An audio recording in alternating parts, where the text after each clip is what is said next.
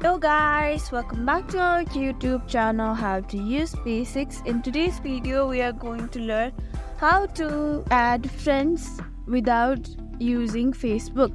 Let's begin with the tutorial. Firstly, open your Candy Crush Saga, then tap on play. Then after opening over here at the top you can see an avatar. Tap on it. Here you can see what's your name, enter your name. Then after over here you can see the option of friends. Tap on add more friends, then tap on invite friends. You can do that as well.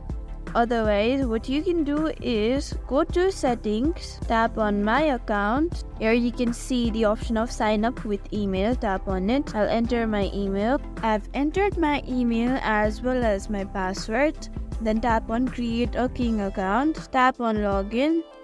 Thank you for watching this video. Make sure you like, share and subscribe to our YouTube channel.